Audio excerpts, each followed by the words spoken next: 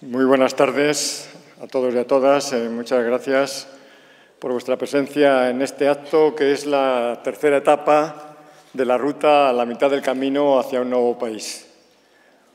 Una ruta que es con la que cumplimos un compromiso, el compromiso de nuestros representantes en el Congreso y en el Senado, el compromiso de rendición de los trabajos que han realizado. Y una ruta que no es casual que pase por Madrid, la ciudad del cambio, la ciudad que ha recogido los frutos de esa labor callada y eficaz de nuestros representantes en el Congreso.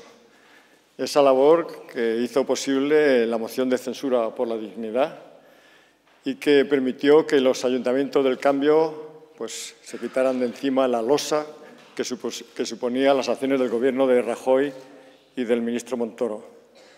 Yo creo que actos como este son importantes para que podamos transmitir la importancia que supone también para los ayuntamientos del cambio por los acuerdos de Unidos Podemos con el Gobierno, unos acuerdos que han proporcionado a esos ayuntamientos del cambio unas herramientas muy útiles para que en el caso del Ayuntamiento de Madrid podamos mejorar la vida de los madrileños y las madrileñas.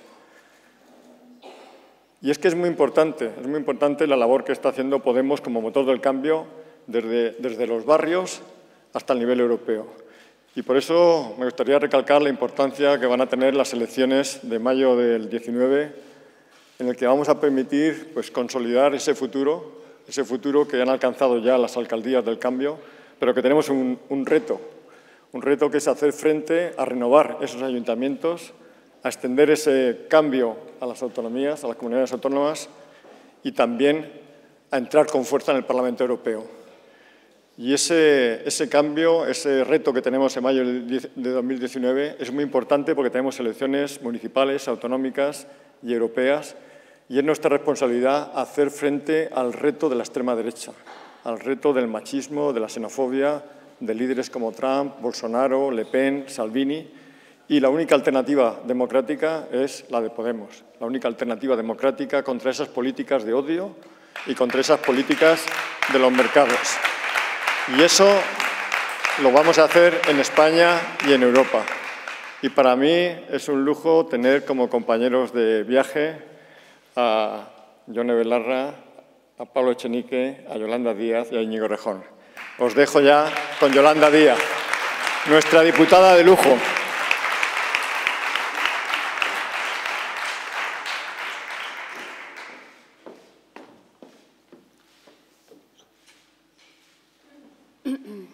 Buenas noches, un placer estar en esta ciudad tan fraterna y la ciudad que claro que es la del cambio y la ciudad que de alguna manera está representando cómo hemos de hacer las cosas muy prontito en el Gobierno de España. Mirad, para mí es un orgullo que hoy me dé la palabra un general. Soy, como sabéis, hija de una ciudad militar y sé bien lo que representa ser un ex-GEMAZ. Creo que a veces, y esto sí forma parte de la nueva política y de la nueva forma de hacer política, sé muy bien que un ex-GEMAZ es una persona superimportante en un pueblo, no es cualquier cosa. Si hay algo que me ha siempre impactado de Julio son dos cosas. Una, su incluso excesiva humildad y dos, su altura, su grandeza. Creo que contar con Julio hoy, igual que con todas vosotras, es un lujo para los proyectos de cambio que tenemos en el conjunto de nuestro país. Por tanto, gracias, Julio, por estar con nosotras y por darnos fuerzas siempre a caminar y, sobre todo, cuando más lo necesitamos.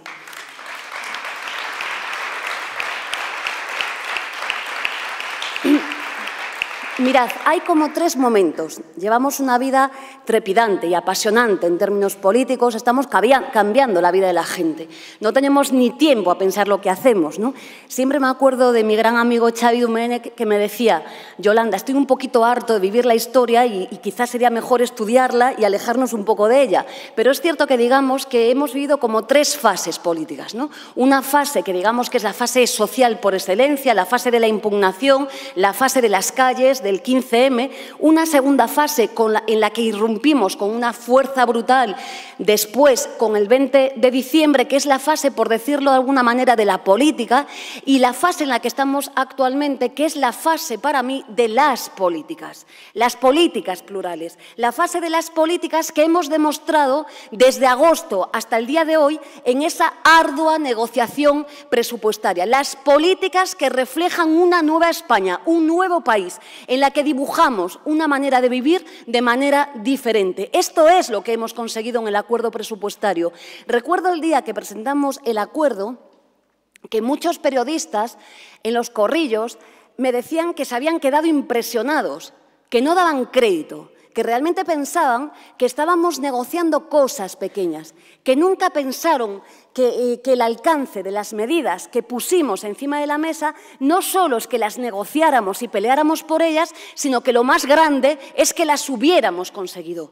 Cuando ellos vieron que hemos conseguido y que además no nos hemos levantado de la mesa hasta arrancar un salario mínimo interprofesional de 900 euros, no daban crédito. Tampoco damos crédito nosotras ahora mismo cuando vemos a los agoreros de los mercados del Partido Popular y de Ciudadanos decirnos que con la subida del salario mínimo vamos a quebrar nuestro país. No, agoreros. Esto es lo que tiene que hacer un país decente. Aún con 900 euros al mes estamos muy alejadas de las medias salariales del resto de los pueblos de Europa. Queremos salarios dignos. El problema vital que tiene la economía española es su precariedad y la debilidad salarial. Necesitamos con urgencia subir el salario mínimo y lo hemos conseguido. La semana pasada, Irene Montero, que vino conmigo a Galicia, hemos visto como las mujeres de la conserva llevaban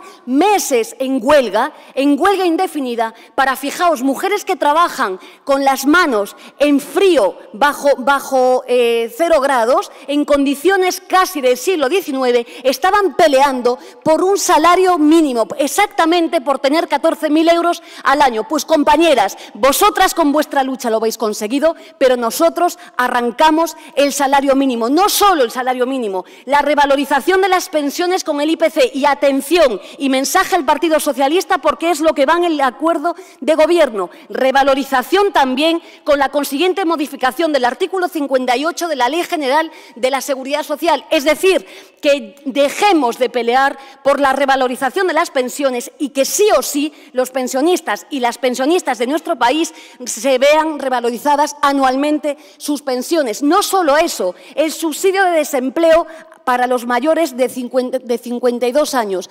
El principal problema también que tiene la economía española se llama paro. Y no hemos dejado de pelear en ningún momento. Lo he peleado en primera persona con el equipo de profesionales que me acompañaban para que esas personas que hoy no tienen ningún tipo de protección social tengan subsidio de desempleo por lo menos a partir de los 52 años, porque sabemos alto y claro, las que venimos del derecho laboral, que a partir de los 52 años es muy difícil incorporarse al mercado del trabajo. Hemos conseguido también que se ratifique por fin el convenio 189 de la OIT, que las trabajadoras del hogar tengan derechos, que dejen de ser esclavas como están siendo en nuestro país. Hemos conseguido una mirada diferente, altura de miras y, desde luego, derechos para nuestras gentes. Pero mirad, ¿sabéis por qué hemos conseguido estas medidas? ¿Sabéis por qué? Por una única razón.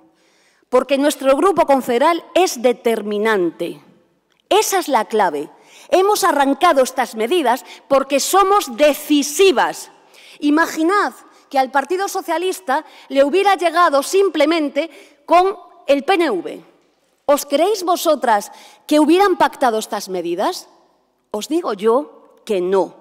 Somos decisivas y eso es lo que ha cambiado el perfil y la actuación de una negociación que incluso para la mayoría de la gente pasaba desapercibida. Es una negociación que eleva la mirada, que le genera esperanza a la gente, a las gentes plurales de la izquierda, que dice que sí podemos, que podemos cambiar la vida de la gente y podemos tendernos la mano con los diferentes, con el Partido Socialista y con otras fuerzas a las que hoy también les pedimos queremos que antepongan los derechos de la mayoría social a nuestros derechos, que son muy legítimos, pero que no podemos privarle a la gente hoy de eliminar, por ejemplo, los copagos farmacéuticos, porque nos apedrearían por la calle, porque no es justo. Y mirad, también hemos llegado hasta aquí por una razón de la que no nos podemos olvidar.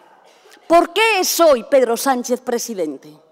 Me diréis, es Pedro Sánchez presidente porque ha ganado una moción de censura. Es correcto, la gente ha ganado la moción de censura, pero Pedro Sánchez es hoy presidente del Gobierno de España porque un año antes hubo una moción de censura que presentó Pablo Iglesias que elevó también la mirada y nos demostró que sí podíamos, que había mayoría para arrancar al Partido Popular del Gobierno de España y, sobre todo, para eliminar lo que representa la putrefacción, la corrupción máxima que se llama Partido Popular. Por eso hoy tuvimos una moción de censura. No lo olvidemos nunca. Sin la moción de Pablo Iglesias nunca habría moción de censura de Pedro Sánchez. Y mirad, alguna cuestión más. Llegamos hasta aquí también gracias a unas primarias de Pedro Sánchez. Un Pedro Sánchez que fue audaz, que se presentó ante sus bases diciéndoles sí se puede. Un Pedro Sánchez, recordad cómo lo recibían en sus sedes, que, digamos, acopló el discurso que era de la mayoría social y que era nuestro. Un Pedro Sánchez que decía que quería una España plurinacional y que quería una España, como él llegó a decir, enfrentada a los que mandan sin presentarse a las elecciones. Pero, sobre todo, un Pedro Sánchez que dijo que se había equivocado pactando con Ciudadanos. Voy a recordaros algunas de las partes del acuerdo programático con Ciudadanos. Contrato único, mochila austríaca. Compañeros y compañeras, amigas todas, yo nunca hubiera votado a favor, nunca, porque no podría entrar en mi casa, de un acuerdo programático que conllevase el contrato único, que no hace más que decirle a los trabajadores y trabajadoras de nuestros pueblos que son esclavos. Nunca lo votaría a favor. Por eso hemos llegado hasta aquí. Y es cierto que hay que ir ensanchando las mayorías transformadoras, claro que es cierto. Hoy tenemos un reto mayor. Estamos en Madrid, pero estamos en la campaña andaluza. Les mandamos ánimos a Teresa y a Antonio. Tenemos que ganar, claro que tenemos que ganar. Le mandamos ánimos a los compañeros y compañeras que van a arrancar en nada las municipales. Pero es que es vital que demos el paso más. Hay que consolidar y tejer por abajo el cambio político y el cambio social. Tenemos que mimar nuestros concellos, nuestros ayuntamientos. Y ahí, claro que tenemos que sumar fuerzas transformadoras. Pero, amigas, es mucho más importante que, además de sumar fuerzas transformadoras, nosotras lideremos el cambio. Os voy a poner un ejemplo. Es lo mismo el acuerdo de gobierno y de presupuestos que hemos firmado con el Partido Socialista, con una formación fuerte como la nuestra, que con una formación debilitada. No. ¿Creéis que el Partido Socialista hubiera llevado per se estas medidas al Gobierno? Yo os digo que no. He visto cómo Rafa Mayoral defendía enfrentarse a la banca y decirle a la ministra de Economía, a la señora Calviño, que había que de una vez por todas decirle que la banca es la que tiene que pagar los impuestos. No hace tanto, amigas, hace nada. Y no nos acompañaron en la votación. No nos acompañaron en la votación. De tal manera que es imprescindible que seamos decisivos, pero que lideremos los cambios. Y una cuestión clara, os voy a poner un ejemplo. Es lo mismo que lidere la presidencia de la Comunidad de Madrid Ángel Gabilondo que Íñigo Errejón. Yo os digo que no. Y también clamo hoy para que Íñigo, Julio y Carmena ganemos nuestras instituciones. No es lo mismo. Para la gente de nuestras ciudades nunca va a ser lo mismo, de ninguna de las maneras. Y termino. Este nombre maravilloso que se llama La mitad del camino nos indica una cosa clara. Yo creo que estamos en una fase de transición. Siempre se los digo a mis compañeros y compañeras de En Marea. Estamos en una fase de transición. Pero mirad, Igual que necesitamos ganar los ayuntamientos y necesitamos que Íñigo presida la Comunidad de Madrid, necesitamos ponernos en marcha no para quedarnos en los aledaños de la Moncloa. Queremos toparnos con el jardín de la Moncloa para abrir la Moncloa y de una vez por todas decirle a este país que tenemos una mirada alta, que queremos una España nueva con derechos y en la que la gente pueda soñar y ser feliz. Os dejo con el candidato a la presidencia de la Asamblea de Madrid.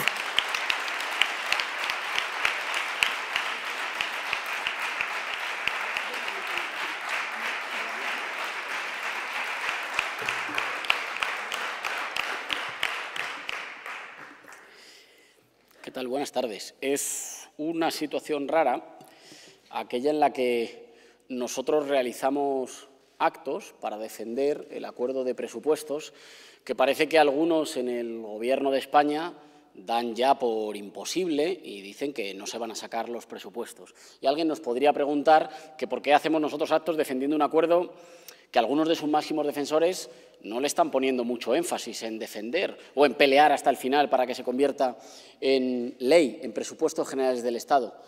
Pues mirad, hacemos actos para defender el acuerdo de presupuestos porque este no ha sido un acuerdo entre fuerzas políticas. Esto ha sido un hito, y no solo un hito español, ha sido un hito europeo e internacional.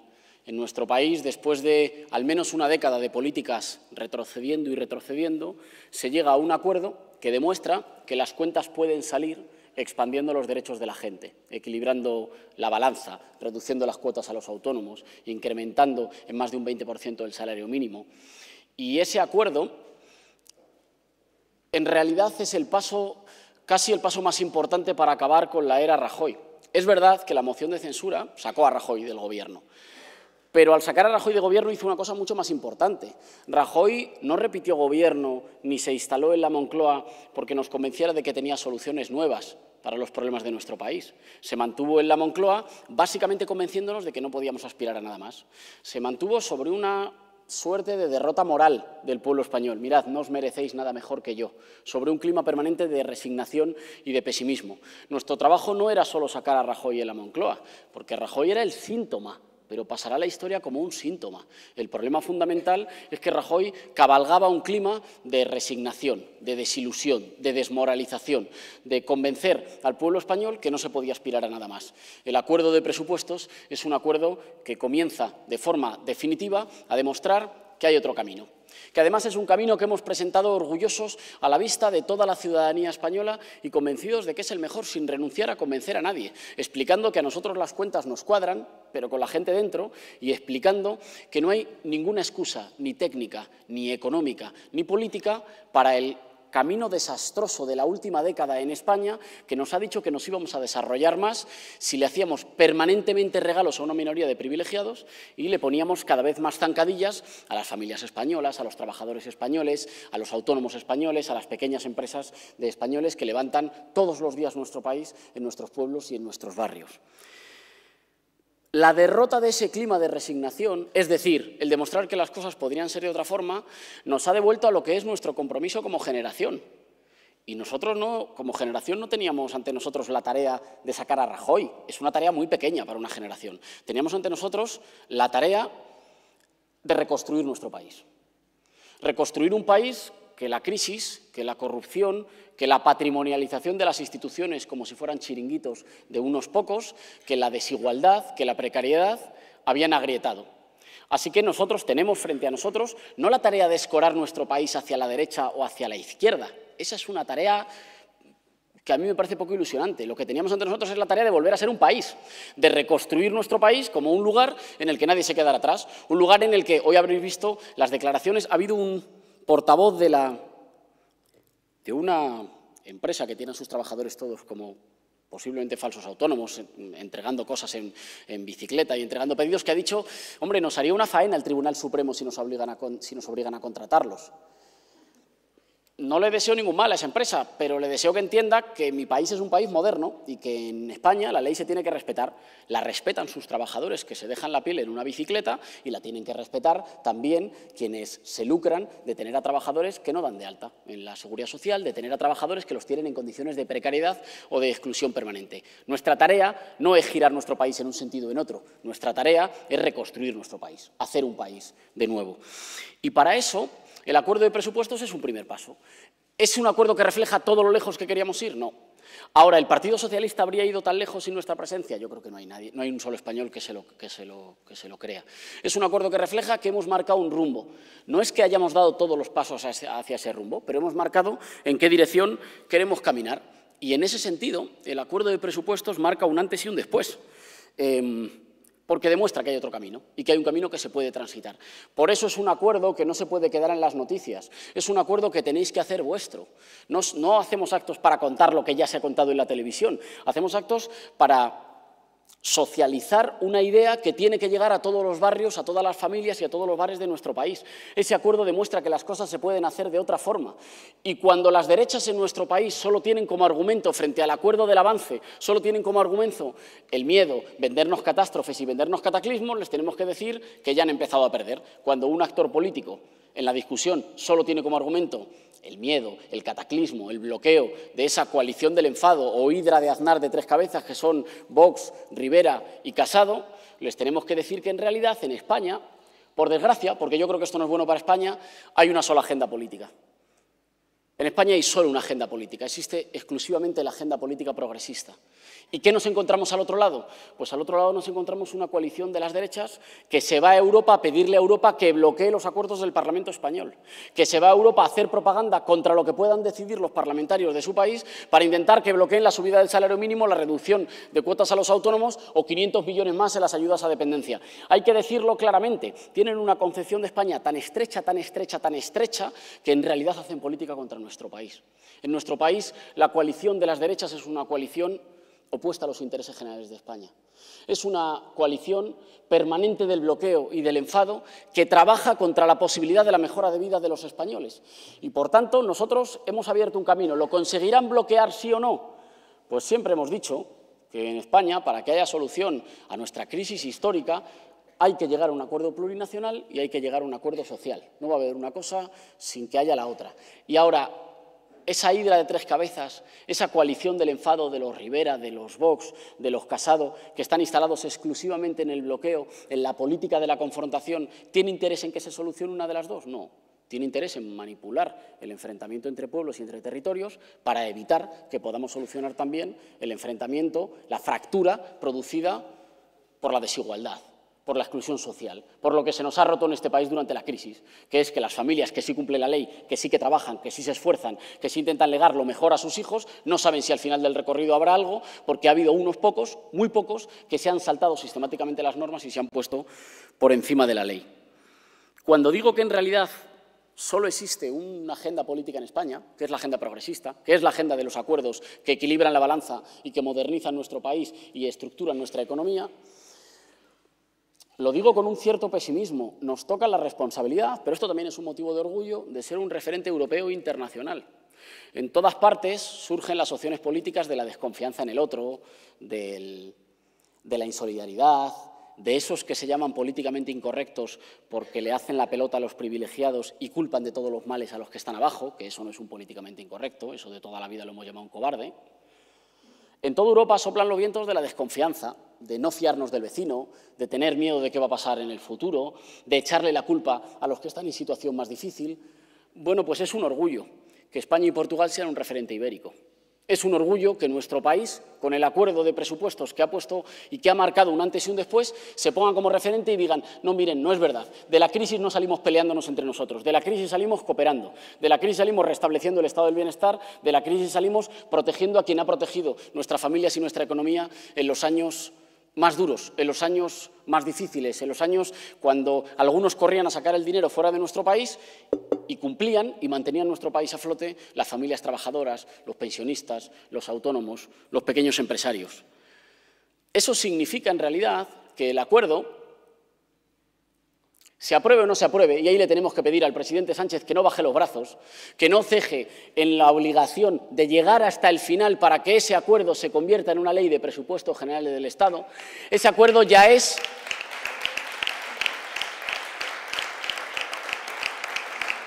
Y aquí un inciso, se nos dice que no dan los números o que los números van a estar complicados. Eso también se decía de la moción de censura y los números dieron. ¿Con qué números van a dar los presupuestos generales del Estado? Con los mismos números que dio la moción de censura. Se puede y vamos a trabajar hasta el final para hacer nuestra parte y para hacer nuestra tarea. Ahora bien, ese acuerdo de presupuestos generales del Estado ya ha comenzado a ganar. Ya es mayoría en la calle. Ya es mayoría entre los hogares. Y esa es una primera mayoría que es la fundamental para que después sea mayoría en las instituciones. Todos los que estamos aquí tenemos la obligación de contarle a nuestras compañeras de trabajo, a nuestros familiares, a nuestros vecinos y a nuestros amigos que hay una senda alternativa que cuadra las cuentas con la gente dentro, que estimula la economía de nuestro país porque restablece la renta disponible en los hogares, que restablece el consumo porque protege a las familias trabajadoras, porque protege a los autónomos y porque protege a los pensionistas. Y esa idea ya es mayoritaria en la calle. Esa idea es mayoritaria incluso entre los votantes de Rivera o de Casado que cobran el salario mínimo y a los que le vendría muy bien que el salario mínimo pasara a ser de 900 euros. Esa idea ya es mayoritaria entre los pensionistas que todavía votan al Partido Popular, que están esperando las ayudas de la dependencia y que saben que esas ayudas llegarían si se aprobaran los 500 millones extra para las ayudas de la dependencia. Esa idea es mayoritaria para quienes de su pensión mantienen a la familia y saben que en el acuerdo de presupuestos hay una subida generalizada de las pensiones y una garantía de que suben al menos lo mismo que suben los precios. Por eso nosotros no tenemos que desfallecer explicando ese acuerdo. Ya es mayoría en la calle. Lo tenemos que convertir en mayoría en las instituciones. En primer lugar, en mayoría en el Congreso de los Diputados, pero también tenemos una responsabilidad para llevar ese acuerdo de presupuestos y ese rumbo que marca de lo que puede ser un país que cuide de su gente a los municipios y a las comunidades autónomas. Se nos dice que ese acuerdo, nos dicen las derechas que ese acuerdo sumiría a nuestro país en el desorden. ¿Os acordáis que decían lo mismo de lo que iba a pasar en el Ayuntamiento de Madrid si estuviera Manuela Carmena? ¿Y en qué se ha asumido? ¿En el desorden? Mentira, se ha asumido en que las cuentas cuadren, se ha asumido en que abramos cajones y ventanas y se ha asumido en que restablezcamos el orden. Y ese acuerdo de presupuestos hay que llevarlo también a las comunidades autónomas. Hay que garantizar que las comunidades autónomas son el primer bastión de defensa de los derechos y de constitucionalización de los derechos sociales. En la Comunidad de Madrid vamos a llevar los derechos sociales al Estatuto de Autonomía. Lo vamos a blindar para asegurar que nosotros también constitucionalicemos que la próxima vez que vengan maldadas vamos a salir cooperando, no apretándole a las familias trabajadoras. Los ayuntamientos y las comunidades autónomas son quienes tienen que convertirse en bastiones y en fortines de un acuerdo de presupuestos que demuestra que el crecimiento económico solo se hace protegiendo a nuestra gente.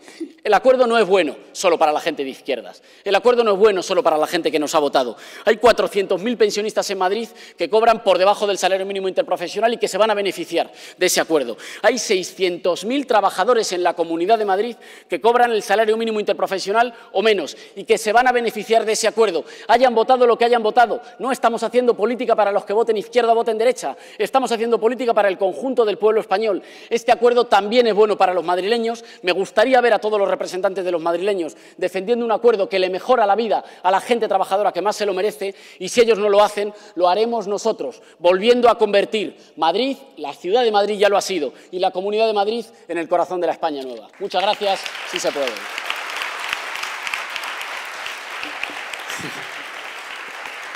Me emociono, me vengo arriba y se lo dejo con este ánimo a Yone Belarra, nuestra coportavoz en el Congreso.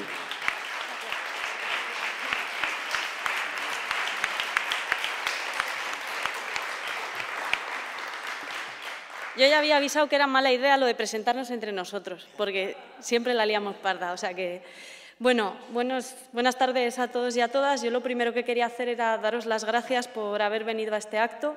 Creo que no ha sido una semana fácil para nadie y os agradezco mucho que nos estéis acompañando en esta tarde y me parece que lo mejor que tiene Podemos es su gente y cada vez que tenemos un acto, cada vez que estamos en la calle lo demostráis, así que muchísimas gracias. Muchísimas gracias también a los equipos que se han cargado un enorme sobreesfuerzo a la espalda para que esta ruta salga adelante.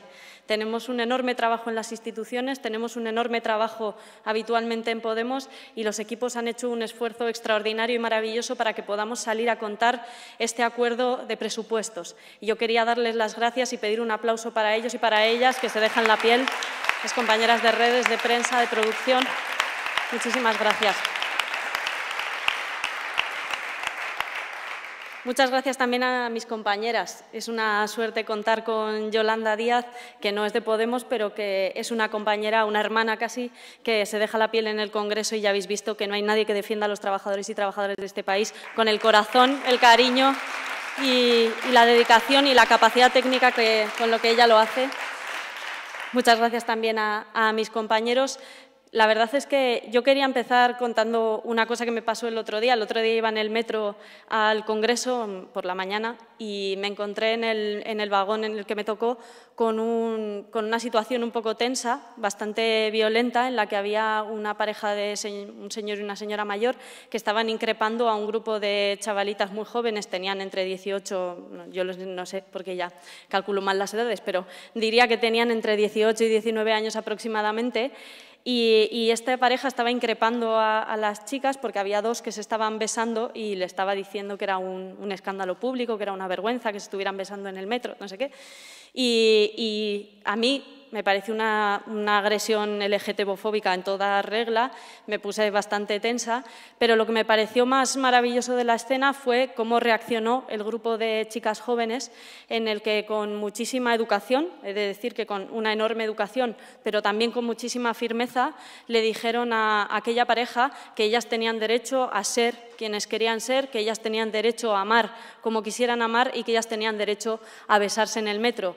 Y creo, honestamente, que este país ha cambiado para siempre ya, que el 8 de marzo cambió nuestro país para siempre y el que no quiera ver que nuestro país ha cambiado es que está ciego, porque hay un país en marcha que ya está funcionando, que ya está defendiendo sus derechos y ahora lo que falta es que eso se traduzca en lo institucional, se traduzca en un gobierno de verdad feminista que defienda los derechos de las mujeres, pero ese país ya ha cambiado.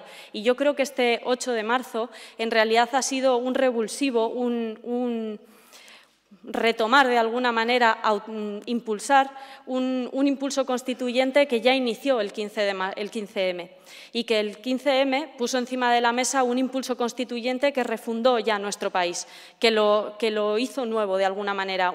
El 15M fundó una cultura de país que señalaba con muchísima claridad que no queríamos ser mercancía en manos de banqueros, que no queríamos ser mercancías en manos de las élites y que ahora se ha refundado de alguna manera en ese 8M en el que las mujeres de nuestro país pusieron en marcha una huelga histórica que ha sido un referente no solo para nuestro país, sino para todo el mundo y que creo que debería hacernos sentir muy orgullosas. Creo que esa mirada atrás, de dónde venimos, es importante porque precisamente ese impulso constituyente va avanzando posiciones y tenemos ya en las calles, en cada uno de los rincones de nuestro país, una España del cambio que ya está en marcha. Y creo que esto es importante recordarlo y hacerlo visible en cada acto porque creo firmemente que la moción de censura que hizo presidente a Pedro Sánchez no hubiera sido posible sin un nuevo contexto social y político que generaron las movilizaciones, tanto del 8M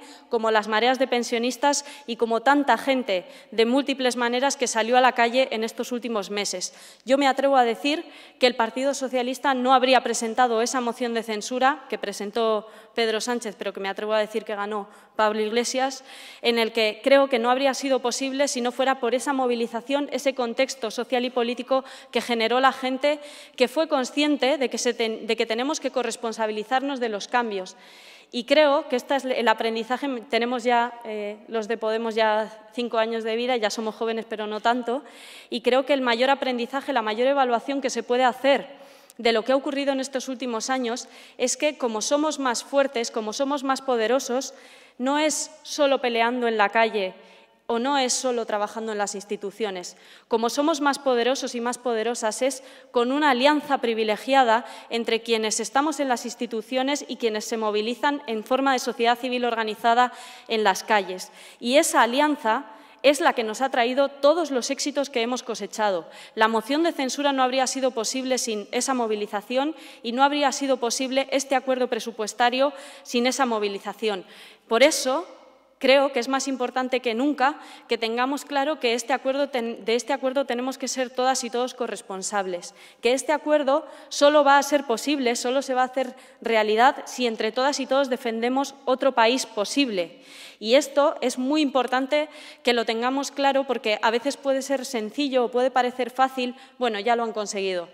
Ya han conseguido que el salario mínimo se suba a 900 euros, un 20 y tantos %, cuando el acuerdo del Partido Socialista y Ciudadanos apenas lo subía un 1%. Ya lo han conseguido, han rescatado la dependencia, ya lo han conseguido. Van a conseguir una ley que reconozca que solo sí es sí. Pues no es tan fácil, compañeros y compañeras. El Partido Socialista tiene muchos lazos con las élites de nuestro país.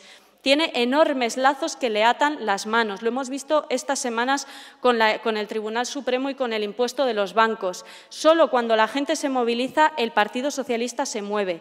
Si no nos movilizamos y si no nos organizamos, va a ser muy difícil arrancar al Partido Socialista de los lazos que tiene con las élites de nuestro país. Es fácil poner un impuesto, ahora sí, después de que en febrero no lo apoyaron, pero ahora sí, para que los bancos paguen el impuesto de las hipotecas.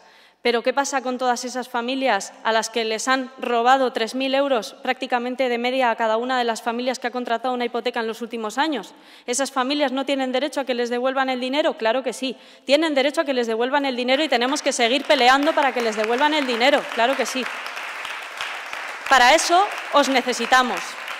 Necesitamos que contéis este acuerdo, necesitamos que defendáis este acuerdo, pero sobre todo necesitamos que sigáis peleando para construir un nuevo país, como dice muy bien esta pancarta o lo que sea, como dice Yolanda. Os necesitamos y creo que va a ser muy posible, porque cada vez el espacio que le queda de acción al Partido Socialista para defender a las élites es muy estrecho. El otro día la ministra Montero defendía la importancia de los bancos y decía que los bancos no nos han robado en la sesión de control al Gobierno. No es verdad.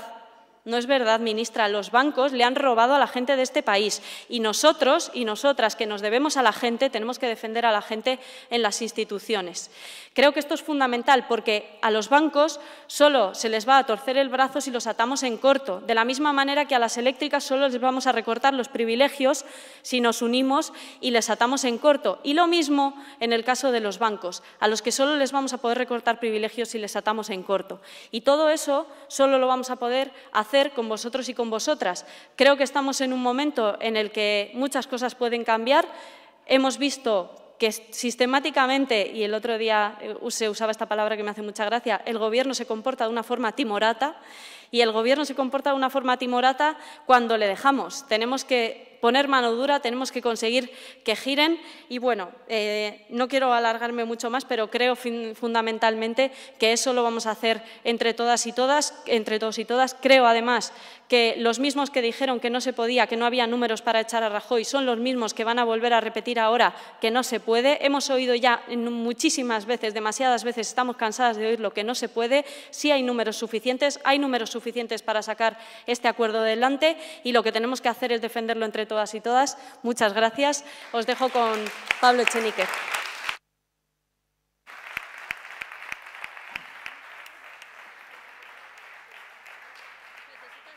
No, tengo aquí. Me pongo aquí al lado de Julio. No me hace falta el atril.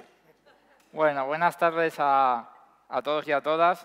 Es un placer y es un orgullo estar aquí hoy. Es un orgullo compartir escenario con Yolanda Díaz, que es una diputada que vale por 10 diputadas y que nunca se olvida de que estamos peleando por los derechos de la gente corriente.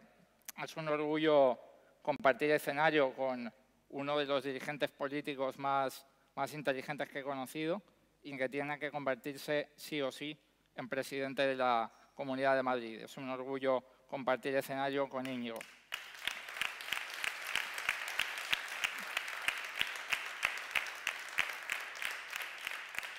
Es un orgullo compartir escenario con Yone Belarra. Ella nunca se va a jactar de ello, pero yo sí lo puedo contar. Si no fuera por el trabajo de Yone Belarra aquel miércoles hasta medianoche sin cenar y si no fuera por todo su trabajo durante los meses anteriores, el acuerdo de presupuestos no existiría. Creedme, porque yo estaba allí.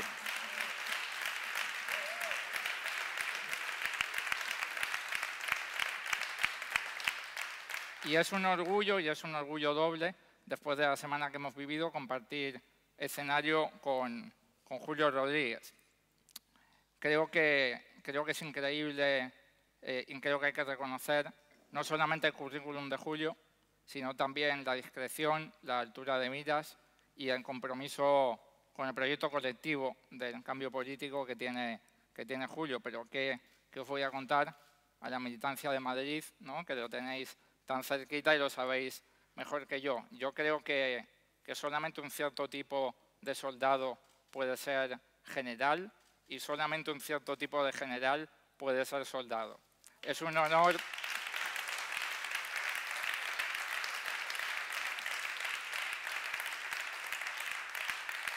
Es un honor luchar por un país más justo a tu lado, compañero. Y en último lugar temporal, pero en primer lugar de importancia, quiero daros las gracias a la militancia que estáis aquí, porque si todo esto hemos conseguido, si estamos en la mitad de un camino que nos lleva a un país mejor, no es solamente por los que damos la cara en la tele, por los que curran en los parlamentos, no es solamente por eso, es fundamentalmente por la gente movilizada. Nuestros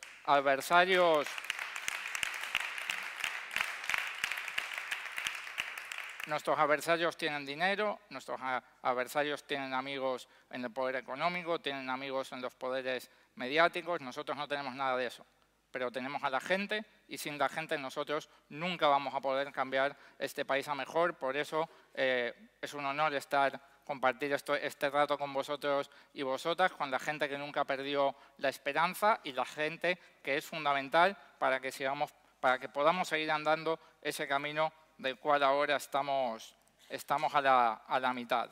Esta ruta que pasa hoy por Madrid quiere servir para bajarle un poco el volumen, para bajarle un ratito el volumen al barro del rifirrafe político, al ruido de las fake news y tomar conciencia pues, de lo importante, del camino hecho. Y creo que de vez en cuando pues, hay que parar el balón, hay que recordar de dónde venimos y a dónde vamos para no equivocarnos de adversarios y también para confiar en la dirección de los pasos que estamos dando. ¿De dónde venimos? Y esto es bueno recordarlo y os quiero contar alguna anécdota. Creo que para entender de dónde venimos, uno tiene que recordar, por ejemplo, aquella campaña de crowdfunding con la cual le compramos a Pablo Iglesias una fragoneta. Los que estáis aquí desde el principio os acordáis de la campaña de crowdfunding y del vídeo que hizo Pablo montándose en la fragoneta agradeciendo a la gente que había ayudado a comprar la fragoneta para la campaña de las europeas. Creo que para entender de dónde venimos hay que recordar que ahora pues, tenemos un fabuloso equipo de producción que se ocupa de que estos eventos salgan perfectos y yo acabo de subir por una rampa que cumple todos los estándares de seguridad y que además es incluso bonita, pero creo que tenemos que recordar que cuando hicimos la campaña de las europeas, en la fragoneta de Pablo llevábamos un palé de madera que utilizábamos para que yo pudiera subir a los escenarios con un cierto riesgo para mi vida. Creo que si recordamos esto, creo que somos capaces de entender de dónde venimos. Creo que si pensamos que ahora nos atacan permanentemente con fake news, ¿no? Después de mi lujoso piso secreto de lujo en el barrio de Salamanca, que realmente es un bajo de 50 metros cuadrados que cuesta unos 700 pavos al mes y que está en el barrio popular de la Guindalera. Después de esto, hoy me he despertado con una noticia de que me han purgado. No sé si la habéis leído. Claro, esta es la primera vez que ocurre esto sin que nadie lo sepa, ¿no? Quiero decir, yo encantado, pero pero por lo menos que se me quite alguna tarea y así recupero algún domingo, porque esta mañana me pegaba currando toda la mañana en la Secretaría de Organización y si hubiera sabido que me habían purgado, pues no lo habría hecho seguramente.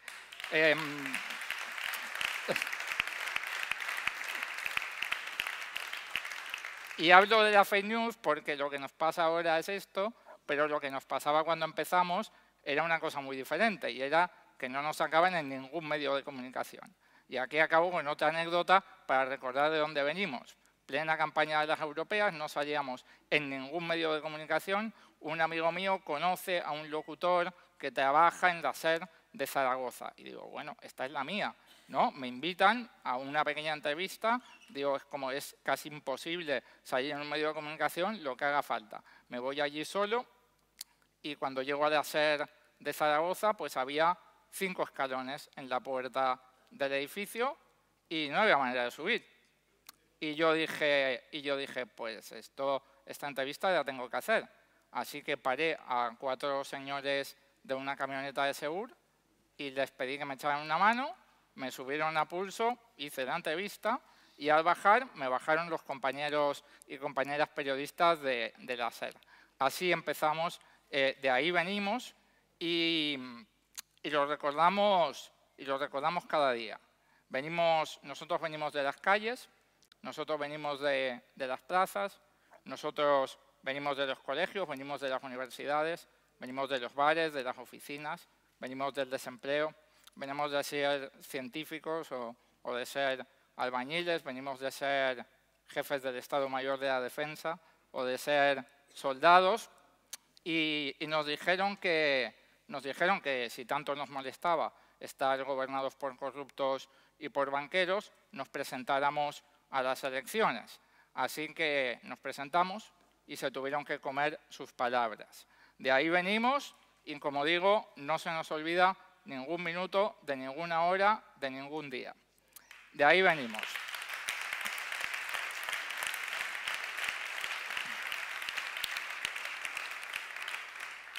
¿Y a dónde vamos? ¿Y a dónde vamos? Pues a mí me gusta imaginarlo.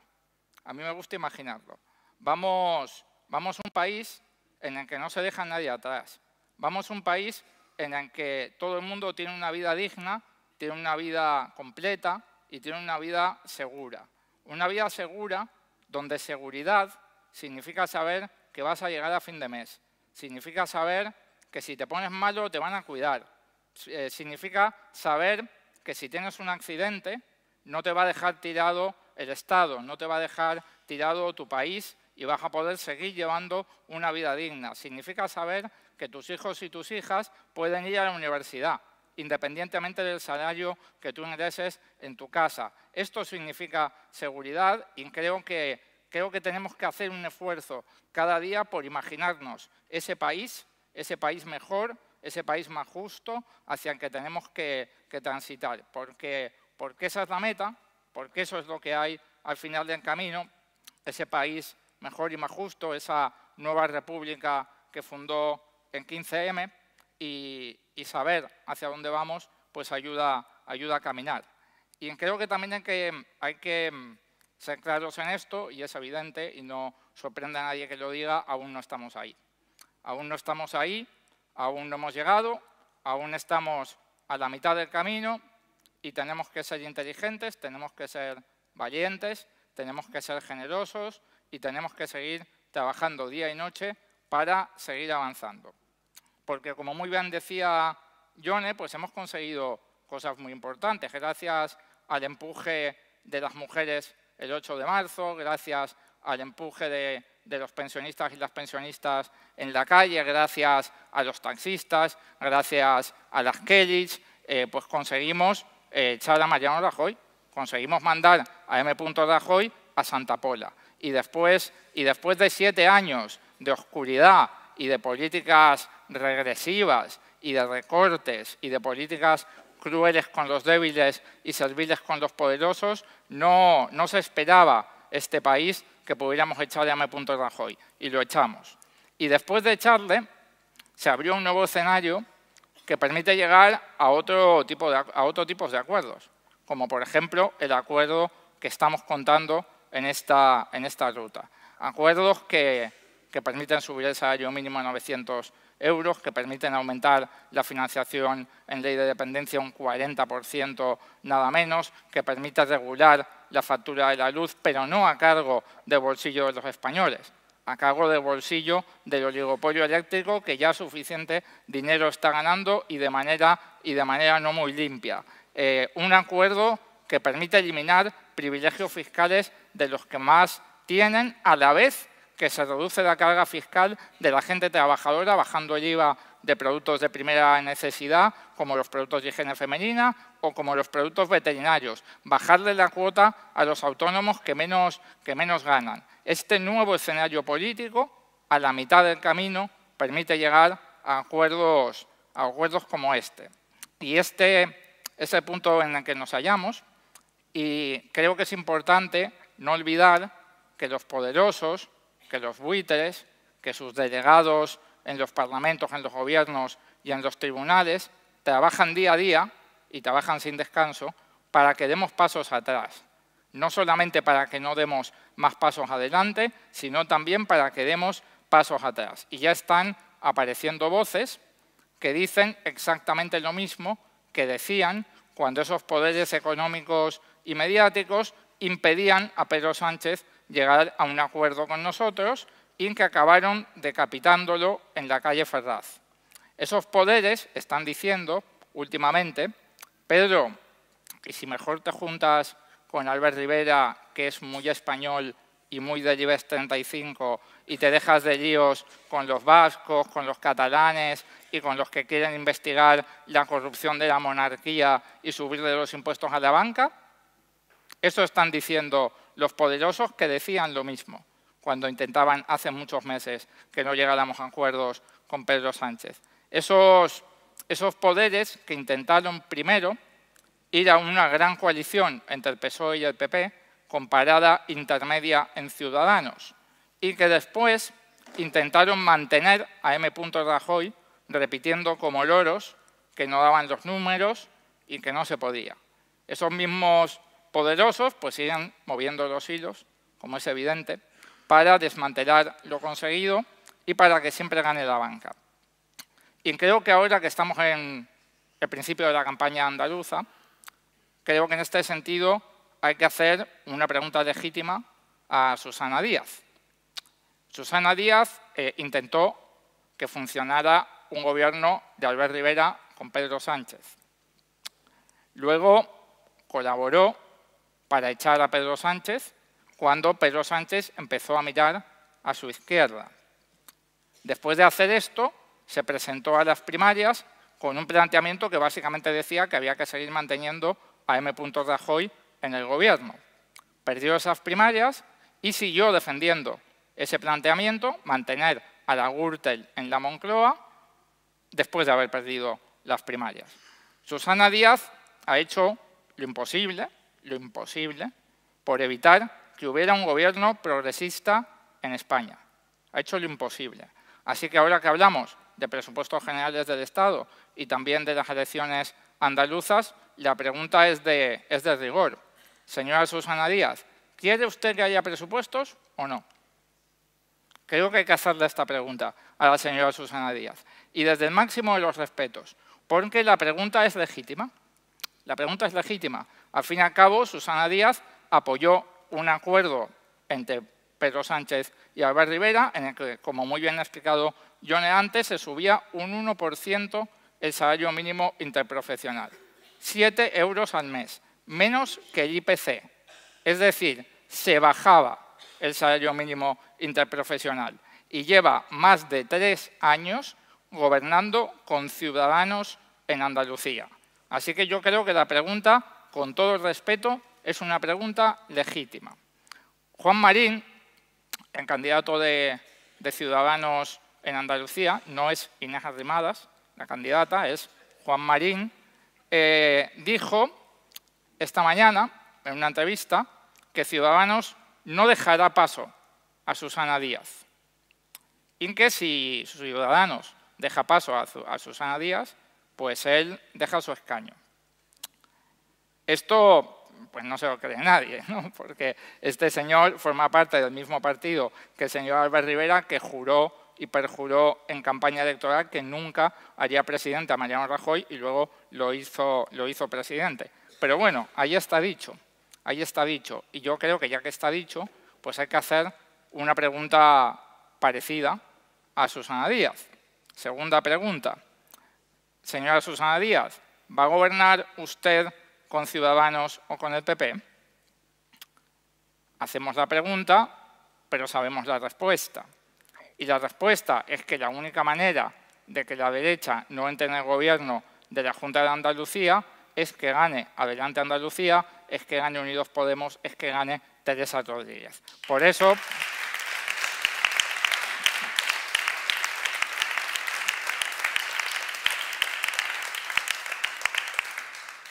mucha fuerza desde aquí a los compañeros de Andalucía, porque esa batalla es enormemente importante. Estamos en la mitad del camino y las caretas se van cayendo. Estamos en la mitad del camino y nada de lo conseguido, como decía antes, está grabado en piedra. El acuerdo de presupuestos que hemos arrancado al gobierno del PSOE, como sabéis, está en peligro. Está en peligro. Y no solamente por los poderes económicos y mediáticos que junto a Susana Díaz intentaron evitar que llegásemos aquí. También está en peligro por la posición política de algunos partidos que apoyaron la moción de censura y que con ese apoyo dieron esperanza, junto a nosotros y nosotras, a todos los pueblos de España. Por eso también quiero dirigirme a ellos aquí hoy. Quiero dirigirme a los partidos independentistas catalanes y quiero dirigirme al PNV. Lo han dicho los presos y lo decimos nosotros. No es bueno mezclar la libertad de unas personas que hemos defendido desde el principio, no solamente en Cataluña, también en Valladolid, en Sevilla o donde haga falta. No es bueno mezclar los derechos civiles, no es bueno mezclar la libertad de personas que no han cometido ningún delito violento y no deberían estar en la cárcel, con la posibilidad de que los catalanes y las catalanas mejoren sus condiciones de vida materiales. La gente de Cataluña no tiene la culpa de la represión del gobierno del Partido Popular y de la falta de audacia del gobierno de Pedro Sánchez.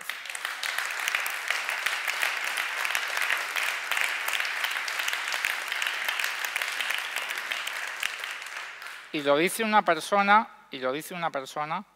que, como no sabe mucho de derecho, cuando vio la cantidad de años que pedía la Fiscalía para Oriol Junqueras, se le puso mal cuerpo.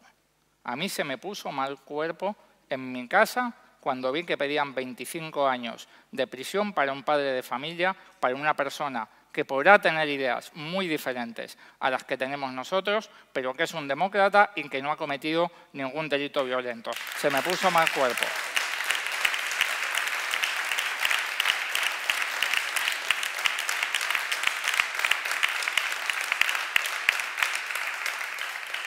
Y por estos mismos motivos, porque no se puede votar en contra de mejorar las condiciones materiales de vida de la gente, porque no se puede dejar de pelear por subir el salario mínimo, por mejorar la ley de dependencia, por bajar la factura de la luz, por regular las subidas abusivas del precio del alquiler. Como muy bien dijo Íñigo, no puede bajar los brazos el gobierno de España.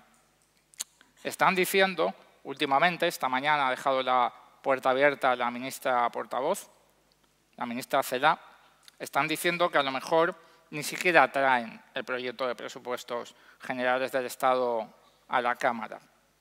Están diciendo que van a gobernar con decretos puntuales, que a lo mejor van a gobernar prorrogando los presupuestos del Partido Popular e implementando algunas medidas con decretos puntuales. Lo primero que hay que decir es que esto no se puede hacer, esto es imposible. Básicamente porque la subida de un 40% en la ley de dependencia va en los presupuestos generales del Estado. Si no hay presupuestos generales del Estado, no hay subida de un 40% en la ley de dependencia. La subida de un 38% en el presupuesto de vivienda va en los presupuestos generales del Estado. Si no hay presupuestos generales del Estado, no se puede aumentar el presupuesto en vivienda para aumentar el parque público de vivienda.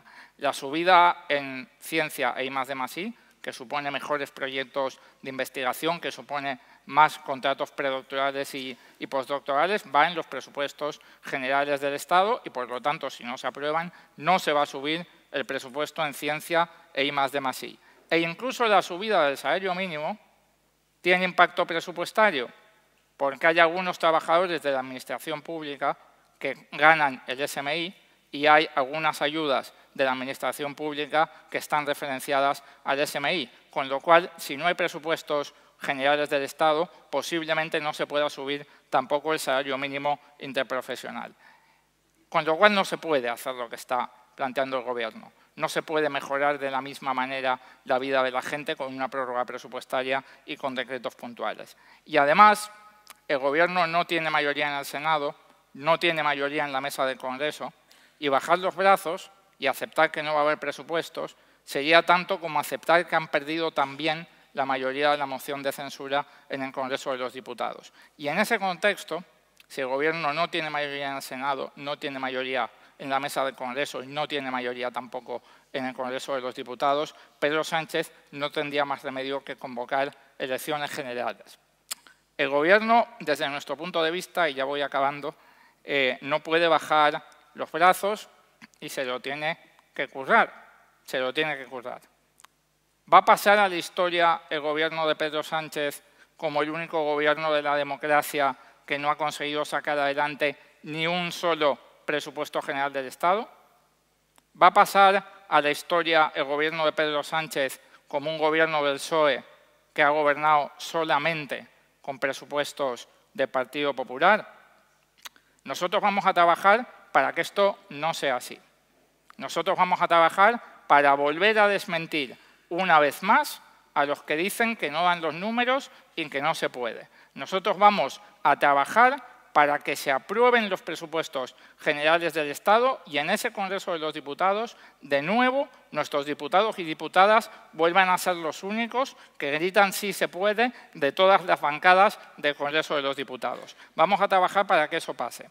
Pero si los partidos independentistas, si Pedro Sánchez, prefieren que haya elecciones generales, bueno, pues nosotros saldremos a dar un paso más en el camino, nosotros saldremos a romper en 1000 pedazos el discurso del odio y de la confrontación entre la gente trabajadora, nosotros saldremos a construir un país mejor, saldremos a ganar las elecciones y saldremos a hacer a Pablo Iglesias presidente de España. Muchas gracias y sí se puede.